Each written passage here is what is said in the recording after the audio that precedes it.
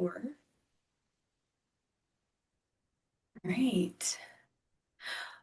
Well, I'll go ahead and get started. Welcome, everyone. Thanks for being here on the ELA informational call for AI Virginia.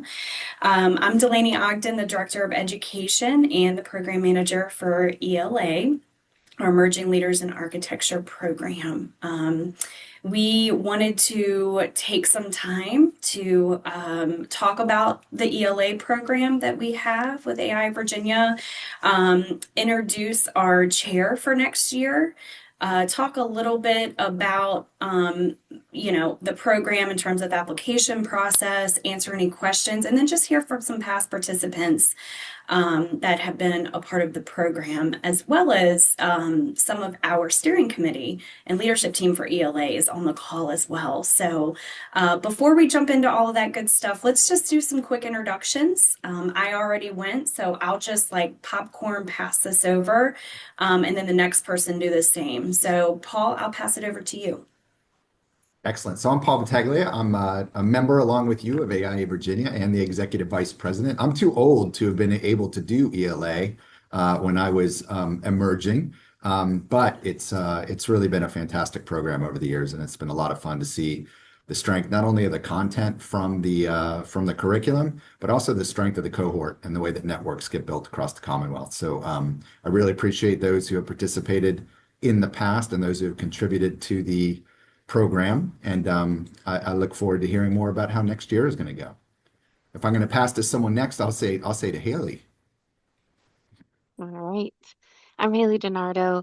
I practice in Northern Virginia here, and I am the past chair. So I chaired the program in 2024. Time moves fast. And I am a part of the steering committee, both as a part of the executive committee as a past chair and as a part of the Northern Virginia steering committee. And I was a participant of the class in 2021. I will pass it to Chris. All right. Good afternoon now, everyone. My name is Chris Brown. I'm an architect over here at Mosley. I was a participant in the program in 2022. Thanks, Haley, for making sure I got the right date. So I was right after her. I always get confused. And I participated this year as the vice chair, and I'll be the chair next year. So you guys will hear a little bit more from me. I won't drag on. And I will pass the mic over to Jessica. All right, good afternoon, everybody. I'm Jessica Sanganari. I'm an architect in Northern Virginia as well, and I was in the 2024 ELA class. I'm going to popcorn over to Rebecca.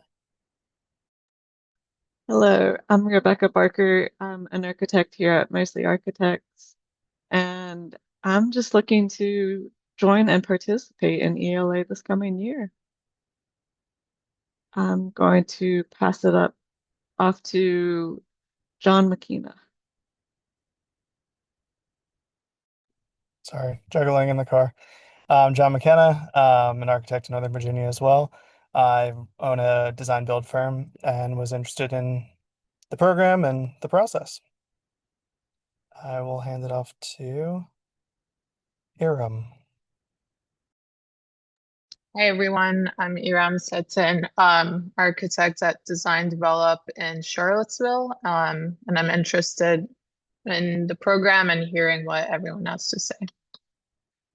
And I'll pass it to Athene. Hi, my name is Atini, and thank you, Ram, you pronounced it right. Uh, I am an urban designer, did my bachelor's in architecture, but not an architect. I work as an urban designer here in Arlington, Virginia. I graduated from UVA a year back, so still quite new to this field, and I'm excited to know what this program offers. And I pass it to PC. Oh, we lost her. I don't think there Oh, was hi. It's Hi, yeah, can you all hear me over here? Okay, that's yeah. awesome. So my name is Pei-Ling Chen, and you can call me Adeline. So I'm currently working in Hanbury and Norfolk office, and I'm actually classmate of one of the person in the Zoom meeting right now.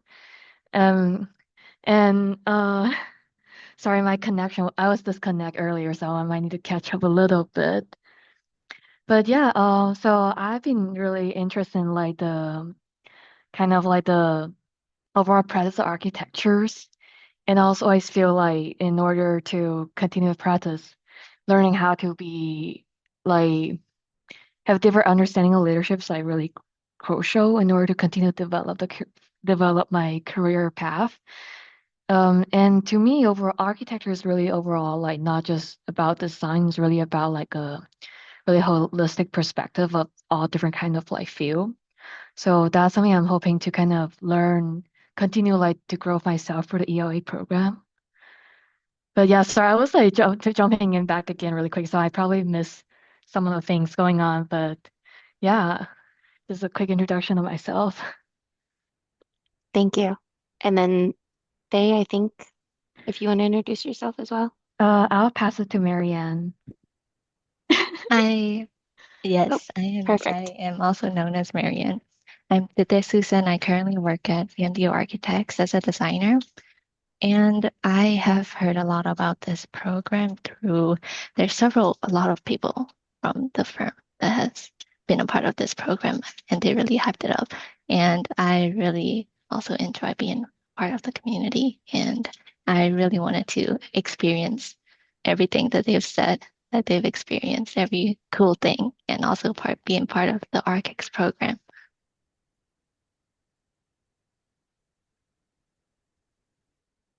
I think that's everybody, right? Think so. Yeah, great. Well, thank you everyone so much for those intros. It's great to meet you all. I will turn it over to Chris, and if you'd like to give an overview and tell us a little bit more about the program, that'd be great. Absolutely. Thank you, Delaney. All right, so hopefully you guys can sense some enthusiasm and excitement through this because the ELA program for me is something that is just that. It's an opportunity to get to engage with individuals around the state to learn from each other, to learn from the class projects that we'll get to that, and also to learn through engagement at the different locations that we visit. So the program itself is a year-long commitment. Um, there are gatherings every month. They vary from different locations, although we will be based in Richmond. I am based in Richmond and I grew up here. So I'm probably going to lean on a little bit of my knowledge of the area during this project. So hopefully that will make for some strengths within the project. Um, expects to have really good in-depth discussions about things like, the history of our profession, professionalism. We'll talk to legal team and we'll talk to a few others about, what exactly an architect means and can do.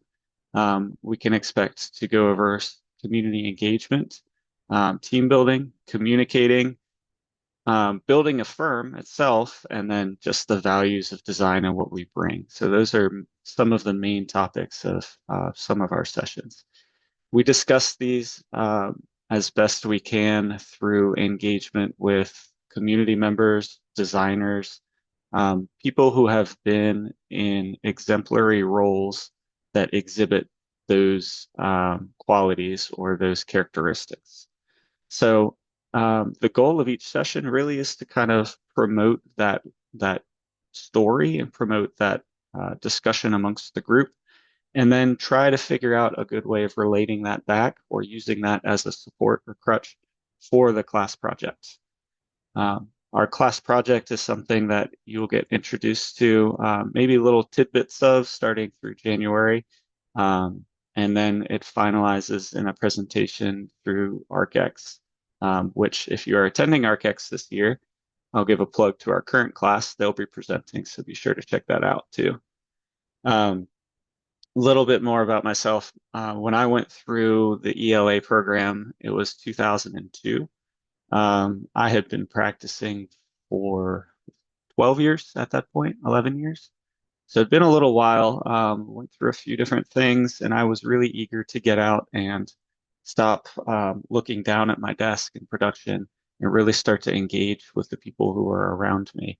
And I couldn't have asked for a better place to do that. Um, our class project, we were situated in Roanoke, and we got to explore and investigate the neighborhood and look at revitalization techniques and really start to engage with the people as well as the other participants in that program. Um, and it's something that I feel strongly about giving back to as well and supporting. So it's a really great program that the AIA has brought forward. And overall, I think it's just a good opportunity to enhance your knowledge about the profession itself and the contributions that we as architects or urban designers or designers in general can make to our own community. So hopefully I got that in a nutshell. Um, I would encourage now if any other past ELA alum would like to share any other experiences or add anything, then you guys feel free.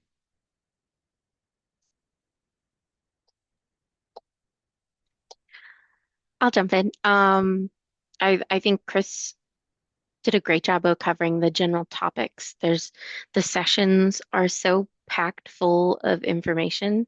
I feel like people are often asking for breaks, so you know that you're going to get a ton of content covered. Um, and when I think back to when I was in the program, I think learning how to work with other leaders was the biggest takeaway for me. That I don't know that I would see that in my day-to-day job. I don't really get the chance to pinpoint all the people that are leading in other firms and work with them. So it was a really unique experience. Um, and I think I'm really glad I did it because I don't know if I could have gotten that same thing in an office or in another organization.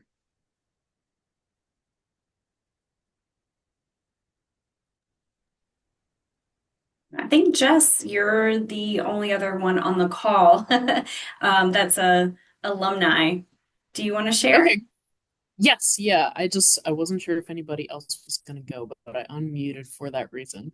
Awesome. Yeah, so 2024's project was really fun. It was great to work with the other leaders, and our project centered around the missing middle housing crisis in Alexandria. Um, and we got to re-envision the Potomac Yards master plan as well as create an informational booklet for the community. Um, I think my favorite part was doing the research, working with our teammates and the other leaders, and also engaging with the community.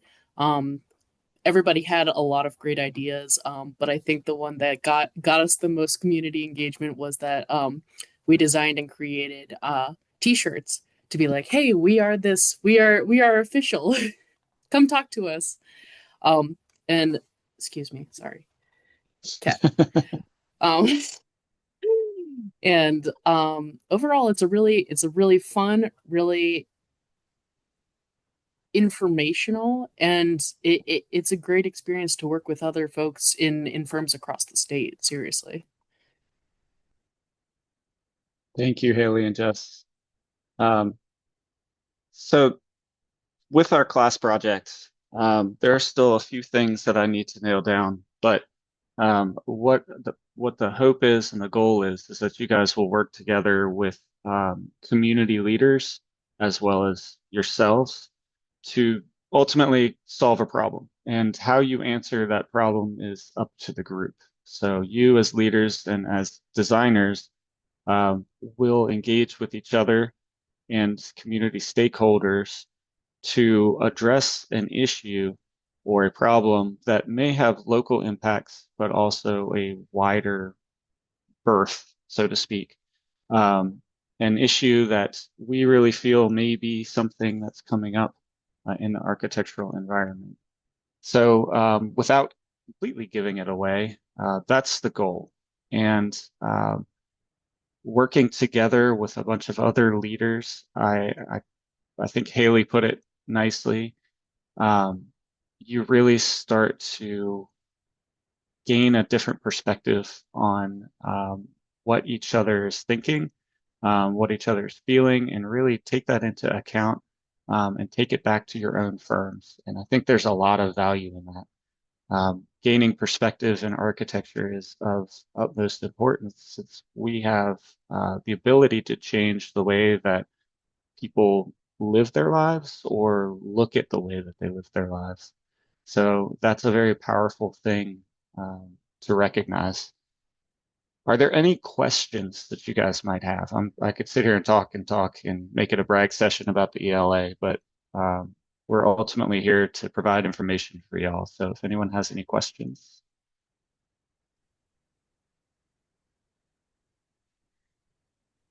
I do have several questions, but I don't know if you guys have more to introduce before like having, because I some of the question I might ask, which might be something that you guys will be talking about. So I can just ask at the end to see if there are any other more questions after you guys present more about ELA. So that's really all that I had on my agenda right now. This is just kind of information comfort level. I know we'll go over some of the application process as well, but I figured while we were on the topic of learning and of sessions and things, if we want to engage any questions to that, or we can wait to the end. So Chris, I got a couple for you. Like, how often do you meet and when do you meet and what does the calendar look like for the year and what are kind of, is it 1 hour? Is it a day? Those kinds of Yeah, things, please. great. So we schedule one session a month. It's typically on a Friday, and it's a full day session. With Richmond being the home base, we'll have more sessions located in Richmond, but we do spread around from Norfolk to Alexandria to Roanoke to Charlottesville. So we'll bounce around a little bit depending on what the session is, but the commitment is a full day. Beyond that, the team, the ELA group, is free to meet whatever they want. That's something that you guys will talk about and set up on your own if you have engagement events that you'd like to attend, or if you just want to make sure you have Zoom calls that help guide each other through responsibilities, roles and responsibilities. But part of leadership is being able to recognize that on your own in order to get the job done. So we leave that part of it pretty open-ended. Um, Really, those major responsibilities are those um, one day once a month. And in February, I believe it is, right, Delaney, we have an overnight. So there will be one session that is here in Richmond where you'll get the project and everything, and that'll be an overnight session to allow you to engage in and dig into what the project is as you get started. And if I could add, Chris, to so you've got once a month sessions. Most of those are going to be content driven. So while they might be honed in on the topic of your project, we're talking about big picture ideas of leadership at lots of different scales, not just how to lead a project. And then there are two monthly sessions that are dedicated to the project. So we don't line up speakers and presenters for those, but it's time for the group, the cohort to get together and actually do whether it's like collecting information, meeting with the community, just working as a team. Um, there's two of those. The rest are, I don't want to call them like a conference, but that's the feel, right? We'll have lots of different sessions, we'll have different speakers versus those project work sessions. Thank you for sending that. If anybody missed it, that Delaney just forwarded the application with all of that information as well. Oh, since schedule has been mentioned, I'll be curious, like, is there like a designated communication platform being used for the participant in the EOA program? Yeah, so that's one of those things. Again, we leave up to y'all, whatever is more accessible. I like to think of it as a learning opportunity for me as well, because when I did this in 2002, I'd never used Miro before, and that was the platform that everybody chose to use. So that was great. I get to learn a new program and everything. But the engagement with each other and working together to find the right tool to solve whatever it is the problem or whatever the problem is, whether it's communication or the project itself, that is all part of the group experience. I see. In that case, should I assume that in the very first session, we will have the opportunity to kind of break down and exchange contact in order to continue like the communications? Absolutely. We will put you guys in contact with each other. The first session, we will do an introduction. So you'll get to know each other as well as we start to go over kind of the history and of the profession itself. So it's a good general overview. We allow you guys the space to interact with each other, to get to know each other. And we that's where we may give you hints and everything of the project. But it's more of you know, getting to know each other and figuring out um, how to move forward as a group. I see. And besides like the regular sessions or mandatory conference that being mentioned, like the rest of the kind of like the meeting or group work will be really self-initiative and then based on self-communications. Yes. Okay, got it. Thank you. Mhm. So Haley and Chris, you've done a good job. I mean, explaining there's the project, there's also the content. In terms of that curricular content, like what kinds of issues does the cohort kind of learn about or explore with in with the speakers and the things like that? And there's both the kind of what you get when you're in the the classroom, as it were, but are there expectations around homework or any of those kinds of things, please? Yeah, so the content, as I kind of gone through it, mentions professionalism, community engagement, team building. So you'll get introduced to all of these things through the lens of a presenter. I found a lot of it really, really engaging. Depending on where you are in your firm and what you're working on, I think there's something that everybody can relate to. There may be some things that you're really, really good at with community engagement, for example, if you work for a firm that's going out into the community all the time. Um, so that may be something that you can contribute to as well. But maybe you'll find that the professionalism, when we talk about the legal issues surrounding some of the things that we do, isn't your strong suit, then obviously you may gain a little bit more from that. But it's all part of a larger conversation. We do frame some homework. Usually it's in order to support the session that's upcoming. So in our building your firm, we'll do like an interview with a principal or someone in your office. It's a requirement. The very first one that we were talking about as an introduction, usually we frame a little bit of the homework so that you can give a brief presentation as an icebreaker to get to know everyone else. So there are some small assignments that are associated, but there's plenty of time usually to do these since they're once a month kind of exercises. Yeah, and I think when we talk proportionally about how many sessions there's homework for, I think it's less than half. Yeah. So two of them are interviews with principals, which is a great opportunity to speak with someone you may not get to on a normal basis. And for those that maybe aren't a part of a larger firm, we can help make connections with other folks that you can speak with. And then there's the introduction homework, the presentation in the January session, which is a lot of fun, and then a writing assignment in July, where someone's going to be reviewing your writing so you can learn about being succinct and detailed at the same time. Right. So I'll try not to, I was trying not to speak to my experience too much, but I'm going to inevitably because it's who I am, right? So I was shying away from it just because I don't want to frame your expectations based on what I took away. But to give you a little bit of a background in myself, I went to Virginia Tech. I graduated in 2010, and I came out and there were no jobs. Sorry, we were in the middle of a recession. So at the time, I was really interested in some architectural history and theory, and I've met a professor who taught at McGill up in Montreal. So I went the route of going to grad school to pursue that because I figured it was an opportunity. At McGill, I studied architectural history and theory, and one of the things that we were really interested in was storytelling in architecture and how the way that you frame a story can really affect the experience and the history of a place or of a people. So I took away a lot from communicating effectively. I also took away a lot from just the presentation as a whole, trying to find my right place within that presentation um, and tell a story about an issue that we were trying to resolve. So those are the things that really got me excited. And trying to do that when you have a group of other leaders around you and different ideas and trying to figure out where things fit and who contributes in the best manner was a challenge. I'm not going to lie. It was a challenge. Different groups have, different personalities in them. We had a pretty good mix. But it was one of the most, not necessarily beneficial, but it really was one of the most beneficial things for me was stepping back and watching and trying to find where my place was. And it was just that. It was kind of telling that overview and that story.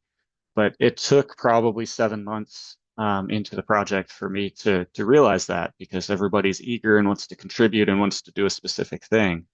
But really, once the presentation and project starts to meld together a little bit, things become a little bit clearer. And you say, well, wait a minute. In my case, wait a minute, step back. Let's just tell the story and everybody else can narrate the chapters on it. So it was a cool realization that I came to at that point. Um, that everybody has their own story and their own path. But I am quite confident that there's enough within this group for you guys to be able to engage whatever it is that you're interested in, whether it's, like I was saying, the legal aspects or the communication aspects. Going back to the communication aspects, the presentation at the end at ArcX is a requirement. There's also a stakeholder presentation. It's up to you all how that gets structured. So if it shies you away from doing this program because you're like, I'm not a public speaker, well, part of a leader too is being able to tell your team, hey, I'm not a public speaker, um, and have them recognize that maybe your role in the project isn't a speaking role, and that's okay. The presentation, like I'm saying, is a requirement, but that doesn't mean that you have to speak. So I hope that helps a little bit too. And it was Adeline, right? Yes. Okay. Yeah, speaking of like the experiment with ELA, I have another question. So is there like a recommendation for when it will be the best time or good time in your career to participate in the ELE program? Like, would you recommend work a little bit longer before doing ELA or kind of just starting it earlier in your career? Like, what would be your recommendations? I recommend whenever you're curious and you want to engage. And for different people, that's at different times. We have participants who are still in school. We reach out to some of the schools. Their candidates are they have qualified candidates. And then I myself, as I mentioned in 2022, had 12 years of experience in the firm at two different firms. So you could say that maybe I was a little bit later involved in it in terms of emerging leaders, but I got a lot out of the program, and I think that's the message too, is that there's no really right time. It's just when you're ready. Yeah, I think it's a great question. It's a hard one to answer. I think having some experience in an office setting provides you with something to touch back on when you're having conversations, when you're learning new information. It gives you a base point to compare Mm. to in a lot of instances. So I think when I did the program, well, that's some tough math. Um, I think I had been working for like 3 years, and I felt like that was a good fit for where I was taking on the role of sort of managing some things, but knowing that there's a lot that I don't know, and this helped me fill in some of the gaps. So, um, whatever the experience might be, I think having some to look back on makes all of the conversations more valuable. Yeah. And if you have people in your office that you trust too, you can always ask them, hey, would you recommend this? Um, a lot of support comes out of your peers and the people who are around you. So, the engagement or the opportunity to engage with me, or I'm going to speak for everybody else, but with other past ELA alum isn't limited just to this meeting. So if you guys have any other questions or need to reach out, um, you know, we can certainly answer as many questions as we need to. I'm curious, Jess, what you think about timing too, because I think you split Chris's timeline and my timeline a little bit, if I'm not mistaken. What did you think about timing of doing the program for you? Yeah, I mean, I thought the timing was right. Like Chris said, it's best to do it whenever you feel ready to engage. And I'm trying to think. I think I had been a year in engaging with AIA more, and this was my second year engaging with AIA. And one of the folks on the steering committee, Sonia Jarbo, actually introduced the program to me and said, "Hey, this would be a good fit for you. Check it out." And I was 5 years into my career at the time, so a little bit more than the three. I guess I was in the middle a bit. But because I was starting to get engaged with AIA, I was like, oh, this would be a great opportunity to get me Mm. more engaged with AIA and with other leaders throughout the state. Yeah. I, for my experience, I had worked for one firm for 5 years and then switched firms.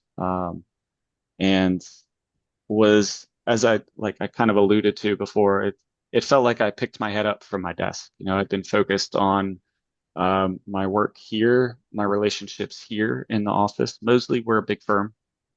So there are a lot of moving parts and everything.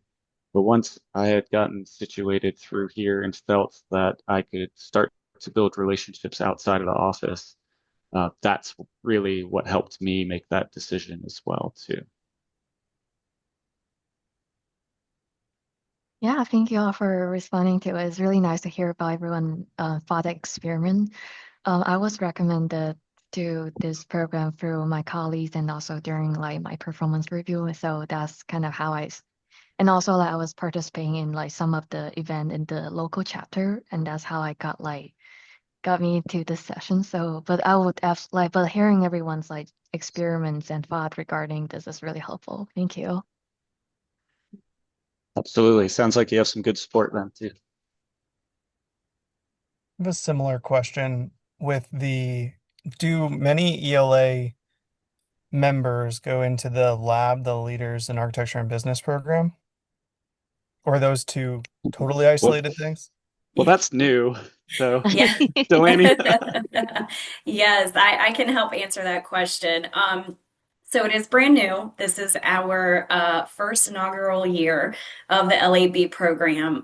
We do have some ELAers in the program, and while it may seem like, a pretty good path for ELAers to go into LAB. It isn't necessarily set up that way.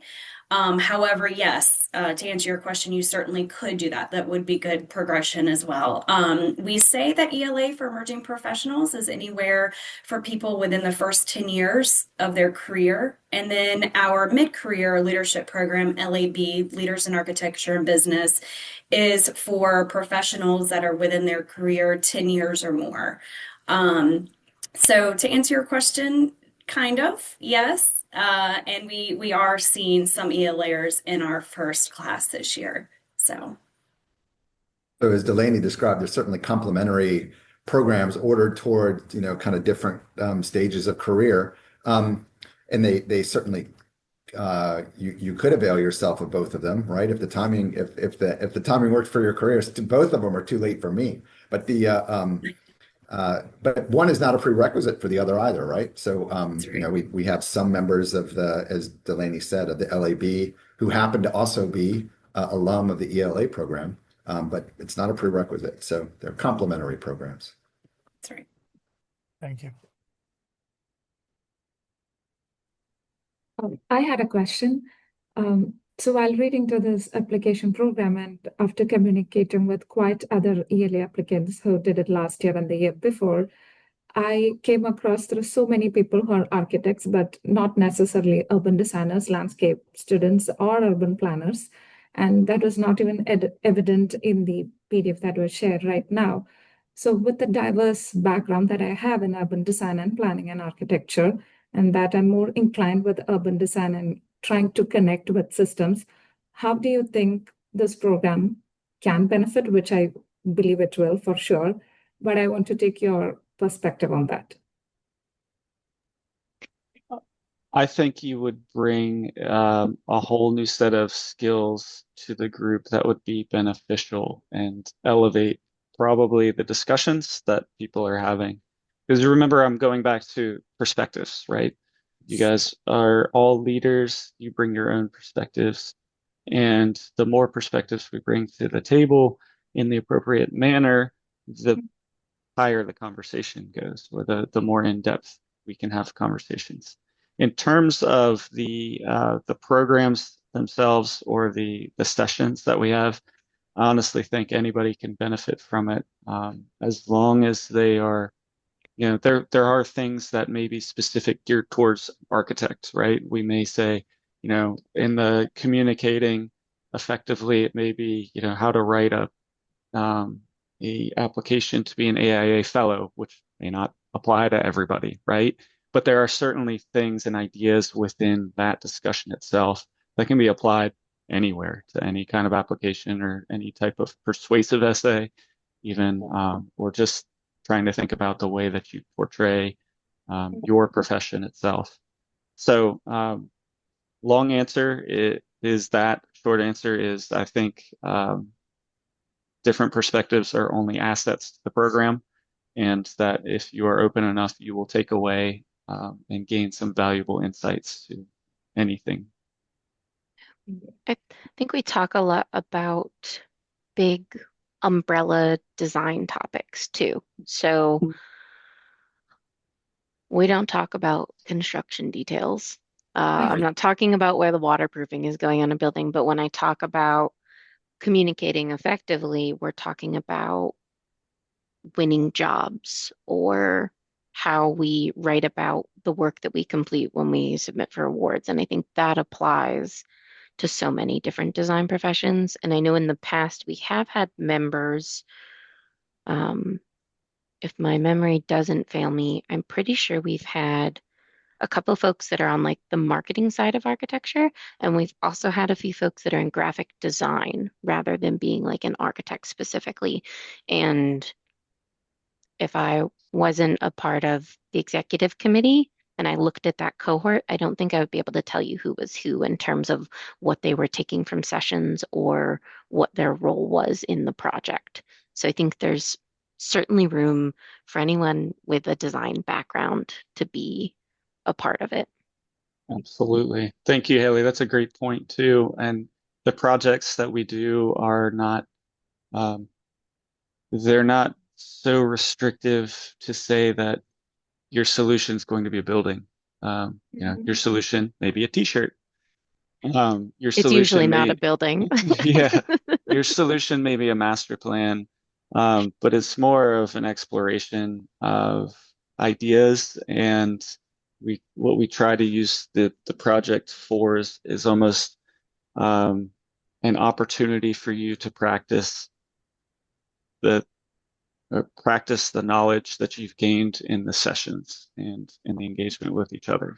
So it's something we use to reinforce those ideas.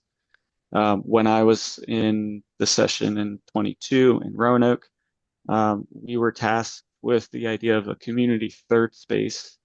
Um, if you guys have heard about that idea, that the space between where you live and where you work, or where you live and where you go to school, those interactions within a community.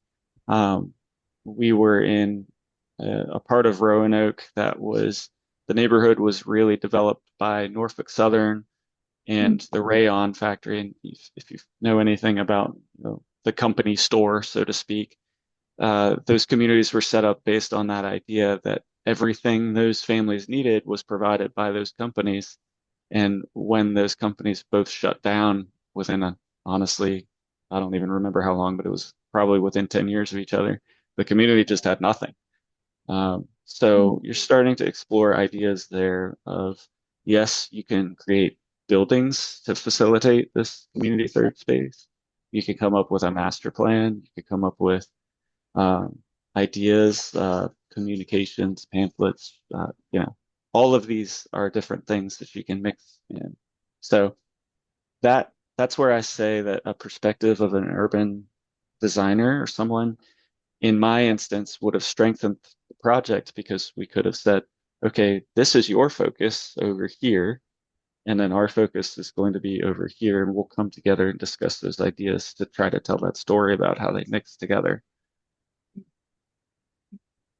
I think that was a question I had when I was talking with past ELA. Like, is it purely building driven, where you talk about the details and the screw and the facade? And in that case, an urban designer has to step back because we are talking about in systems and how one building will connect with another building with people walking through it or different programming. And that's where I wanted to know if this Yeah, program is just the right fit. And if I am the right fit for the program in midst of so many other people with different strength, as you said, different type of leadership qualities. So thank you right. for that.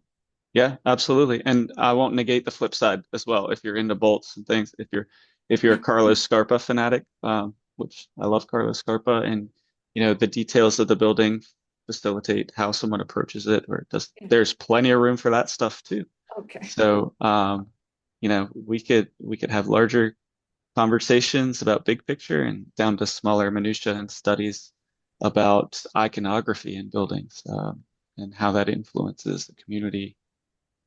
I think something that might help paint that picture too is when we talk about past projects.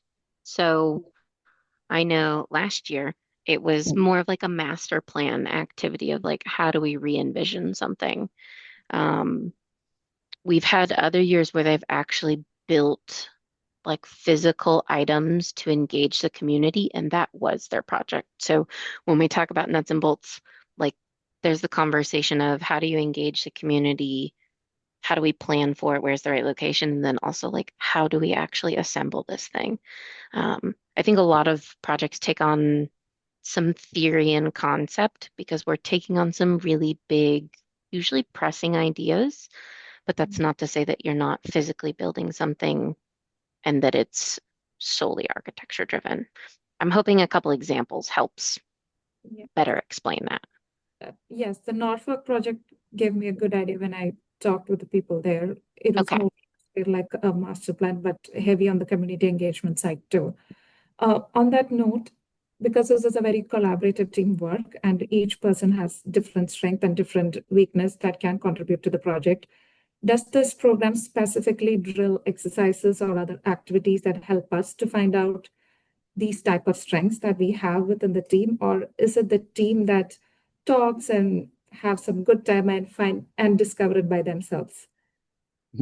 So the day is usually structured around, as I mentioned, sessions, informational sessions. Some of those are things like strength finders, where you will start to look at the trends and personalities and match things up. And that's a big part too, is trying to understand how each other interacts. And then after every session, we do have some kind of social engagement set up. Um, in the past, it's been, a happy hour or just a social hour of some kind at a different location. So there's the opportunity both to try to dig into personalities, but also give you the space to be able to get to know each other. So ultimately, you're working together and building a team, and that's part of the session as well. And it's something I think we've continued to work on sort of at a leadership level of how we connect that through all the sessions, Athene, because it's a great question. Starting with the strength finders, which I had never done until I started the program.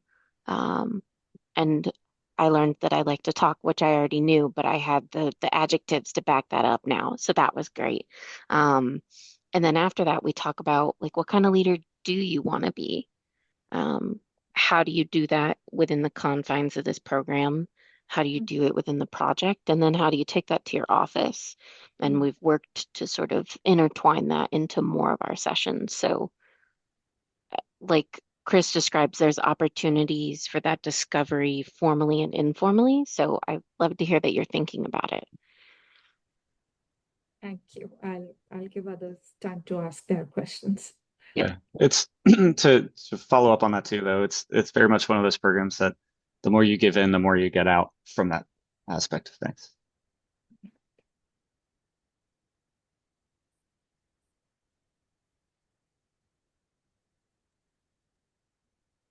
I do have another questions. So, financial support is definitely one of my biggest concern on in determining whether I could participate in the ELA program. So I applied for the chapter nominees, but I'm uncertain about whether I will receive like financial support from the local chapter or AIA Virginia's. So therefore, I would like to know when will we hear back about the application results so I can determine whether I need to work it out with my firm. Delaney, do you want to handle that one? Yeah, I was just getting ready to say I can talk to that one. So great questions, and I can talk a little bit about the application process. But to answer your question, we typically will review all the applications and go through the selection process with the committee in December. And then we would let everyone know, probably mid-December, to let people know you've been accepted to the program or not. And then in terms of financial um, question that you had in terms of support, we also have what's called the R. Corey Claiborne FAIA Scholarship. So I definitely encourage you all to look at that and read about that and apply if that is something that you're interested in. It is a part of the application packet and that link that I sent you, but essentially it's a scholarship available to any ELA applicant that has a financial need to either cover tuition or travel expenses for their class year. And essentially, to be considered, it's a short 250 word narrative highlighting your anticipated expenses, your need for support, and essentially how that scholarship would impact your involvement in ELA. So definitely consider that if financial support is a bit of a concern. That is definitely there, and that's something that we award everyone, or excuse me, one person every year, a part of the ELA program. And then in terms of the application process, I can walk through that a bit. There are three ways essentially to apply. We have what's called our component nominee application process. We have our, of course, open application process for open applicants. And then the third is our student nominee application process. So I don't think I heard anyone on the call today said that they were a student, but we do accept up to 2 student applications for the ELA program. And everyone else is either a component nominee applicant or an open applicant. So you essentially would, read about that and see which one that you would want to be. Reach out to your local component to see if there's an opportunity there for you to apply. I do know that 2 of our local components have already had their deadlines. Northern Virginia has already chosen their chapter nominee, and then Coastal Virginia actually just closed on this past Monday. But if you're part of Central Virginia, the deadline for that application is this coming Friday. If you are part of AI Richmond component area, that deadline is on Monday, October 27th. And then Blue Ridge, unfortunately, I don't have that date in front of me, but I can get that for you. And yeah, you complete the application, which is one of the requirements. You'll see that in that link. You complete a one-page resume. You submit that a part of your package, as well as a 500-word essay about a specific topic, and you can read that in the application. And then there's a couple of other requirements: a one-page with your project work samples. And then we also require letters of recommendation, and you can read a little bit more about that in the application. So I know that was a lot. I'll pause for a moment. Are there any questions about the application process? When you Um, say, sorry, oh, go sorry, ahead. you can go ahead first. Oh, okay. So when you say one page with project and work samples, this one page refers to a letter size. Is there a size to this page? Yeah, I would say what's been submitted typically in the past is letter size, right? At 8.5 by 11 in the PDF, Okay. normal size. Yeah. Yeah, so I actually have follow-up question regarding that. So I actually applied for the AI Coastal Virginia chapter nominees, and it sounds like they will decide like the chapter nominees earlier than the regular applications. And is that correct? Yes, that is correct. Okay, in that case, do I still need to submit like the regular application to the AIA Virginia if I were to apply the Yes. chapter nominees? Well, not to Virginia. Let me clarify. You still need to complete the packet of information. So, did you already complete the application for Coastal Virginia? Yeah, I complete all application for the AI Coastal Virginia and the AI Virginia, but I only submit for Great. the AI Coastal Virginia instead of the AI Virginia. No worries. That's fine. If you are chosen as the chapter nominee, they will send all of that information to us. Okay, So got it. Delaney, the local component selection process is separate though from what we do at AI Virginia. So That's correct. what do you advise people? I mean, they don't know yet whether they're selected for the local component. So what's Correct. the Yeah. So yeah, sorry for that miss or gap there.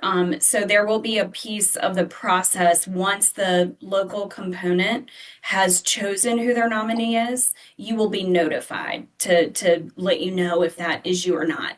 And if not, you are still encouraged to apply for AIA Virginia as an open applicant. So that is definitely the process I would recommend. Okay, got it. Yeah. the value? Oh, sorry, Paul. You're going in and out. Say that again.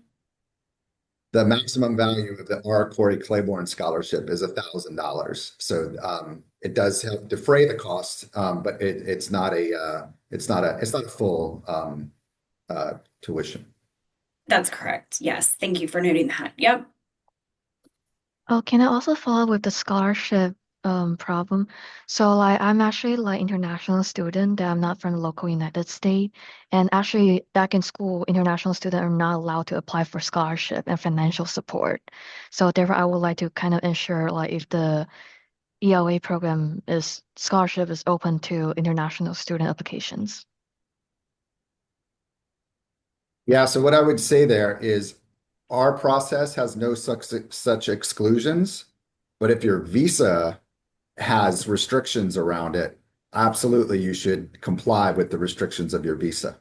So we don't have any requirements in terms of our process, but it sounds like your visa precludes you from applying for that. Okay, So got it. we have no way to kind of override the restrictions associated with your visa or even to know about them. So yeah, you'd be well advised to continue to comply with any obligations you have around your visa and your visa status. All right, then it's perfect because like there is actually no like any restriction regarding our visa, but just this university does not provide opportunity for international students. So if AI Virginia doesn't have that restriction, then everything's gonna be perfect. Very good. Good. That's great. If I can follow up back to the work sample, and I wanted to know like what do you usually see in a work sample with like several projects? I know you can fit several projects on a letter size one page. And do they usually put like the school projects or the projects that they've been recently working on at the office? Yeah. I'll take a first stab at this, Chris, unless you want to. You can go ahead. Um, Work samples vary a lot. Everyone will tell you something different. So, um, I think in terms of the application, we are most interested in understanding what you've been working on and what you're interested in and what type of person you are. So, depending on where you're at in your career, I think that helps you determine what you want to include. But I think including two or three projects on one page is a great way to show variety or your interests. They could be projects from school or they could be projects from the office. I think if you're recently graduated, having a mix of both is also really great because I know my design stuff from school doesn't really look like what I do in the office. So you might get a better picture of who I am as a candidate. Um, And then like I think it's usually pictures. We're all creative design people. We like pictures. And then a little bit of a write-up about the project or what you found most interesting or maybe what your role was in that project. But it doesn't need to be a lengthy explanation of it. Okay, thank you so much. Of course. Couldn't I have put do it have any to better, Haley. Thank I you. do have to step out for a meeting. I'm so sorry. Thank you so No, much it's for this okay. session. It was really helpful. Thank you for being Yeah. here. Yeah. I know we are close to time. Are there any other questions about the program or the application process or just general Q&A?